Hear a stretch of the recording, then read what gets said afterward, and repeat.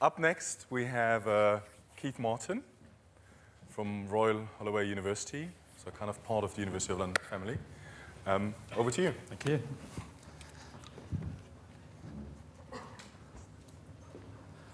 Okay, I think I am the enemy. I'm an academic, so I'm an enemy of all the learning technologists out there. I'm a security specialist. I'm the enemy of everybody else. So I think it was a very nice warm-up for my presentation. Thank you very much. So the take I wanted to take on this a little bit is to try and persuade you that securing cyberspace is not something that we should not be worried about in educational institutions. And I've heard a few curious things from people over the years. One is that cyberspace is a sort of other space where bad things might happen, but are probably not going to happen to us, but particularly that universities and academic institutions are places where certainly bad things in cyberspace are very unlikely to happen. And why is that? Well, because nobody really cares. We know nobody really cares because when academics go on strike, it's barely even reported in the Daily Mail. No one cares about what's happening in universities. The data in universities is not that important. I've heard that said quite a lot. I want to persuade you that statement's not really true, but I also don't want to give one of these security talks that gets everybody very nervous and it's full of horror stories. It's really meant to be a message rather like the last presentation. It's about pragmatic decisions. It's about being informed and about then making the right decisions on the basis of that. So I'm based at Royal Holloway, University of London, although the map clearly illustrates it's actually a university near London. Our American exchange students are always a bit upset that the West End is not on their doorstep, but we're close. Where's cybersecurity fitting in at Royal Holloway? Well, actually as an academic discipline. So I work for something called the Information Security Group. We're actually a department in the Faculty of Science at Royal Holloway. So that's a little bit unusual. Most universities would not have a dedicated department. That's really indicative that it's an area we've been working in for quite a long time, about 20 years. But despite strange reformations on that slide, what I wanted to indicate was that in recent years, there's been cybersecurity as a topic has been reaching far away from its roots, which is probably mathematics and computer science, and is very much becoming something which many other parts of a typical university would engage in. So we talk a lot to politics and international relations, we talk to the geography department, we talk to the economics department, we talk to the management department. And this is a direction which I think it reflects changes in society that I hope you're all aware of as well. There has been a lot of cybersecurity fuss in the press in recent years, and I think part of the reason I was invited to give this talk was on the back of some of the fuss that's been in the press. And a lot of that is because the coalition government, when they came into power, started with a rather large budget for securing cyberspace and is continuing to push a cybersecurity agenda. So in the UK, we have cybersecurity summits, agendas, degrees, crises, skills crises, centres of excellence, offices, challenges, and many other things. And I think this is very positive, and I want to indicate also during this talk why that's the case and where that fits into educational establishments. Okay, so this was the plan. I'm an academic, so we put together slides very much in the traditional form. Usually we have our sections, our beginning, our middle, and end. So this was my plan. What is cybersecurity? Why has it become more important? Should universities and other academic institutions be worried about it? And then talk a little bit about cybersecurity as an academic discipline. My plan was to illustrate that with a few stories from the press. So I went onto the BBC website on I think it was September the 26th last week as I was preparing these slides and thought, I'll try and find a story of relevance, of topical relevance. But I changed my whole talk plan when I went onto the BBC website because I found not just one story, the BBC website was riddled with stories relating to cybersecurity. And I felt that was probably a better way of trying to get some of the messages over. So here's the first one. And this relates to, I think, what many people think cybersecurity is all about, which is, a defense against attacks from outside, the dark side, and cybersecurity is providing the light shield. So here's web attacks build on shell shock bug. I'm sure a few of you saw this, and a few of you had to deal with shell shock bug, no doubt. What's this story about? This is about a vulnerability, particularly of relevance to higher education institutions because it particularly affects Linux operating systems or anything based on Unix, which is something you're going to find more commonly often in universities and in other workplaces.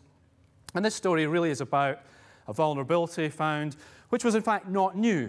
So in many ways, this is about something that people have known about many years ago and chosen to do nothing about. So if you like, a lack of information, a lack of dealing properly with problems that people knew about in the past. And this has led to all sorts of problems. So shell shock was very much in the news, but definitely not the only story of that type this year. So linked off that story about shell shock was this story: US hospital hack exploited heartbleed flaw. And I'm sure heartbleed is something that many people in this room spend a little bit of time agonizing over about earlier in the year. What was heartbleed? Heartbleed was a flaw really in certain implementations of the protocol which secures connections typically between web browsers and servers in a lot of applications, SSL. And this flaw really was a coding, well, not error, but it was an indication that when we grow software, we don't always do it very cleverly. So bits and pieces were added to this open source piece of software, and a functionality was added that somebody later has been able to exploit. There is no suggestion, serious suggestion, that this was done deliberately, and that this extra functionality was deliberately there. It so just organically grew, and someone was able to exploit it. And this led to this vulnerability, Heartbleed. What were the kinds of problems that fell off the back of that? Well, this story is the loss of personal data from a US hospital worth approximately 4.5 million. So a lot of personal information about patients at this particular hospital. Okay, so these are, again, classical cyber security issues. You know, the dark side is trying to attack, the light is trying to defend. Okay, it does affect universities as well. This time I jumped off the BBC website because I thought, oh, is there an academic example of that? And a very good one this year was the University of Maryland that lost 309,000 identities. So somebody very deliberately, from the dark side, went into the University of Maryland servers and got 309,000 names, social security numbers, and other information. I'm not sure what the other information was, but that's clearly a problem. No academic institution wants to lose data on that scale. That's bad news. Okay, what else did I find on universities? I actually found this from the University of Hull. So I'm jumping back again into May of this year, and this was a vulnerability in eBay, which you probably read about, and again, some of you may have had to take action dealing with this one. This was a loss of personal data from eBay, and the University of Hull, quite rightly, was putting out a warning to its users because they were terrified that people were using the same login credentials for their university systems or their Moodles or whichever interfaces they were using as they were for eBay, and therefore the credentials might have escaped. And so this is the kind of emergency response we often have to make to yet another dark side attack, this time on eBay's systems, and also indicates the interconnectivity of systems these days. Slightly more eccentric, but I think of relevance, and I was looking for an example of this type. I did have to go back a couple of years to find this one. This was 2 universities hit by anonymous cyber attack. So this was now not probably an organized crime style attack. This is the thing we often refer to as hacktivism. People trying to make a point, people trying to go and make a political statement. And this was an attack on the University of Oxford. It doesn't sound particularly serious because apparently a file or 2 were read. I'm not sure how they found that out. But the serious point here is that, in fact, universities and educational establishments are more prone than other institutions, perhaps, it could be argued, to this kind of attack where someone is making a political statement, because universities are often doing research, for example, which someone else might not like. Okay, back to the BBC News. I surfed around to technology and I found this story: School's anonymous messaging app to tackle bullying.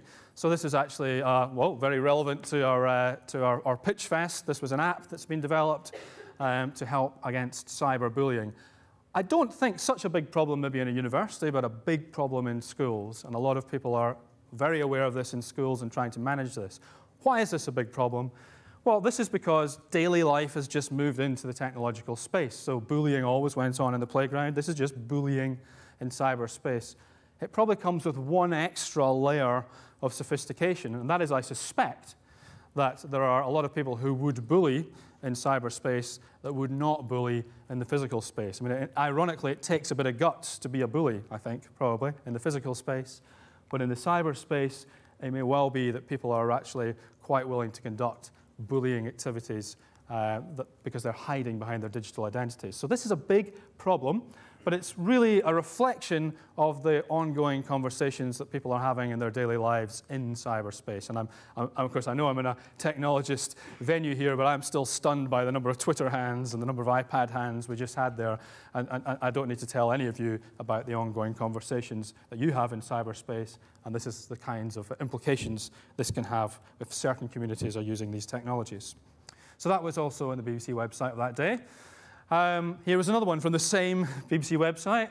Naked selfies extracted from factory reset phones. I'm not going to do a poll to ask if anyone is vulnerable to this. But this is the serious point lying behind this story, of course, is the digital trace that we're leaving behind on all of these devices and all of these technologies and on all your tweets as they go up into the atmosphere and don't burst as bubbles like so many of our students think they do, but actually, of course, are now marketable commodities. A lot of data lurking on devices and a lot of data lurking in back-end systems. And a lot of problems for all workplaces, not just educational establishments, in dealing with the implications of this. And I hope none of you have had to go through the pain of having an information request come in on your systems, perhaps due to some kind of staff dispute. But I know at Royal Holloway there have been a couple of cases in the last few years. And now, because of digital technologies, this is a nightmare, because it's known that all the conversations that have happened digitally are out there and retrievable, and it's actually a massive, massive task to go and recover all this data and actually offer it over to whoever is doing an investigation. So this is a big problem, because there's so much data about us just lying around. And in all of these technologies we use, it just doesn't disappear. And I know you all know that. But this is a big, big issue, which I actually think the general population at large are not as wise to as they should be. OK, what else did I find on my browsing? This was a good story. Tomorrow's cities. This is all in the same edition. Tomorrow's cities, the lampposts watching every move. This is really a story about big data, which, again, I'm sure you're all familiar with. I quite like this. This was an app which had been developed by some, it's appearing at a hacking conference, and it's developed by some Dutch researchers really just trying to make a point. They're trying to make a point about the kind of data they can easily extract from stuff that's lying around in the internet. This one was pulling in data from things like people's out of office, setting their Microsoft out of office on their email, putting in postcodes, but also the Dutch lighting system, the street lighting system, which was all wired up, so they could actually find out which street lights were out. And actually, this app tells you who's away, who looks like they're away from their mail, so they're probably away from their home, the street lights are out, and they're in an affluent postcode. OK, that looks a good house to break in. So this is like a guide for burglars. And this is just an example of the kind of stuff you can do with big data. Maybe it's a bit of a fear story on big data. There's lots of great things you can do with big data. Make no mistake about that. But this is the kind of negative things one can do with big data, partly because of all of these digital traces that we talked about before. So that was also the same edition. Well, this is all off the same BBC website page. I'm not doing anything more clever than surfing through stories. Same one, news and technology now, entering the house of hacking horrors. What was this story about? Well, it's not as bad as it sounds.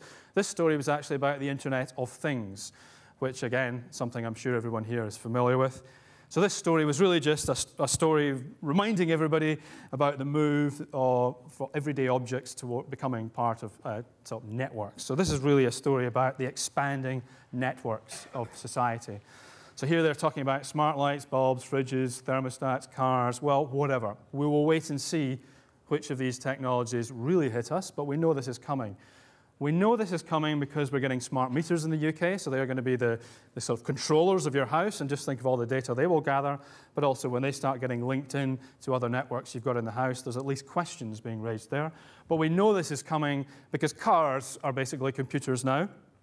And all the road traffic departments, the road traffic, I was speaking to TRL just 2 days ago, the traffic research laboratories in the UK, and they're very interested in car to infrastructure communication. So cars are going to talk to roads. Cars are going to talk to cars. Cars already talk to car manufacturers, and the experts in the US who work on this can already stop cars with a press on their laptop as they go zooming down a test track by hacking into the back-end system. So the idea that we're all cruising up the motorway, talking to each other in our cars, and that the cars are talking to the motorway, at least brings lots of exciting possibilities, but we have to at least think that there might be some dangers lurking there as well, due to the increased networking that story captures. Okay, what else did I find? How technology is changing disaster relief. This was also in the same edition of the BBC website. And I like this story. And it's a very positive story about two things. One is, again, a really novel app developed in the University of South Australia. Actually, no, Flinders University in South Australia. And this is an app that's designed to help set up emergency disaster relief networks very, very quickly by getting peer-to-peer communications between mobile phones. And this story was about the British government delivering emergency aid to people fleeing Islamic militants in northern Iraq last month. And then apart from, as well as dropping food and solar-powered lanterns, they were also dropping battery charges for people's mobile devices. Now, this is an amazing story in some senses. This is showing the power of technology to actually build networks at a very, very quick pace in areas of the world where there are problems. But it's also telling us in a strange way that when you're in an emergency situation, the things you want are water, food, and a charger. And that's the world we're moving into. And it's not even a joke that you're needing that. You are needing that because your life is very much requiring that. And so I find this quite a powerful story. Okay. So these were oh no, this was the other one, yes. If you want to hear about this, I'll come back and talk to you another day, but we have no time to discuss the implications of this. This is FBI boss concerned by smartphone encryption plans. This is my home territory. This, of course, is just the latest version of a very, very old story that's been running ever since cryptographic technology was put out there in the 1970s for commercial use. This is the latest version of this, and a lot of this is happening on the back of the Edward Snowden, and it's all in the media again. But this represents the classic dilemma society has with some security technologies like encryption. The dilemma is that, of course, for law enforcement and national security purposes, you might want to put some kind of control on use of certain technologies, but of course that's by and large unacceptable to most of us in terms of the way we want to live our lives, the way we want to conduct our business. And even as a security expert, I have to say I was shocked, or continue to be shocked, by the stories that are coming out post-Snowden, none of which I have any reason to disbelieve. It's just, it seems that everything we thought that was going on is going on, and worse things have been going on with regard to compromise of processes and architectures that sit around security technologies. So this is just another story in that space, but that discussion is for another day. Universities facing a rising barrage of cyber attacks. I pulled this one off a link. This is just to show that another threat, another dark side threat in cybersecurity is theft of intellectual property. This is a very real one. Many commercial organizations suffering from this. Universities are major targets for this, particularly universities with big research activities. So this is a story generally about the US and the numbers of attacks they're seeing coming in, particularly from Asia, people looking for intellectual property, because cyberspace allows that to be acquired very readily. Right, and the last story I found in the website of that day, of course, has that cliche digital natives, which I don't want to spend any time unpacking because I'm sure you've heard it far too many times. But I think the interesting backstory for me in cybersecurity is that, very much in line with recent talks we've had here and comments that people have made, what are the implications for our security of all of us in cyberspace as the digital natives march forward and basically just use stuff and really just don't want to think about stuff? We're still, broadly speaking, our generations are thinking about how things work a little bit, and particularly this room is thinking how things work, but the digital natives certainly are not. And this was a story on the back of the changes to the computer science curriculum, which obviously I welcome, that some real computer science was going to be done in schools again. Okay, some good news, at least for universities. Cyber attacks increase leads to jobs boom. Phew. So there are some side benefits. Developing our capability in cybersecurity. This is a brochure produced by HM Government on the back of a Cabinet Office initiative to establish academic centres of excellence in cybersecurity research. Royal Holloway is one of the first 8 established. There are now 11 in the UK. These are universities where the government is saying, yeah, we think if you want to go for advice on cybersecurity, these places will give you reasonable advice. And we've not had to compromise our systems, as far as I know, to get the government approval. I think that's an innocent relationship so far. 7.5 million university fund to train cybersecurity experts, so there's money around, and ourselves and the University of Oxford were lucky to get a group of PhD scholarships from the EPSRC to further investigate cybersecurity issues. And this headline, which I loathe, GCHQ accredits UK master's degrees for cyber spies. Well, I don't really think that's what we're doing. That is suggesting that universities like Royal Holloway are training the dark side. I like to think we're training the light. But I can't promise that none of our students have ever gone onto the dark side. It's possible. The slight implication, which a few people in this room should get a little bit nervous about, is that there's a new initiative coming up from GCHQ, which is to label universities as centres of excellence in cybersecurity education. And one of the criterion is going to be that their university networks are secure. So I like to think we have an internal network in our department which is pretty secure, but I wouldn't like to put my hand on my heart and say Royal Holloway's global academic networks will be up to scratch. So this is something, a serious implication for universities, that the government are actually beginning to look at universities as major assets and saying, well, you really actually are obliged to get your network secure if you're going to claim to teach anything in this space that resembles good practice. Okay, so I'm hoping these stories allow me to rewrite slightly the title of the talk I gave, which was really securing, well, I would say securing academia in cyberspace. Does anyone really care? But I've kind of blanked out the cyberspace because I hope I get the message over to you that actually what I'm really talking about is just securing academia. We have moved totally into cyberspace in terms of the way we do things, the things that we do, the ways we communicate. Cyberspace is not an other place anymore, and we have to basically disregard cybersecurity as security, and very much in a way that we do for other things. We do this part pretty well on most campuses, most schools. I can't get into my daughter's school. I actually can't get in. I just get blocked every time I walk near the door. The physical security is almost excessive. On university campuses, we do this stuff really well. But do we do the cyber part very well? And I think the basic problem is that we are still human beings, and deep down, we do understand there are lions. You know, we understand dangers that lie in physical space. We are not genetically programmed yet to understand cyber threats. We are going to have to teach ourselves good practice in cyberspace, and we are only learning. So I'm not claiming to be able to tell you how to do that. All of us have to learn how to do that. All of us have to learn where our tweets go. All of us have to learn what the implications are of all of these things. Okay, so I think I've explained a bit what cybersecurity is. I think I have explained why it's becoming more important. I hope I persuaded you that universities and academia in general, higher education, schools, should be worried about this, not because you're special, or we are special, but because everybody should be worried about this, personally, in any business environment, because it is just the way of the world now. Cyberspace is where we live. It's where we do things. Thank you very much. Yeah.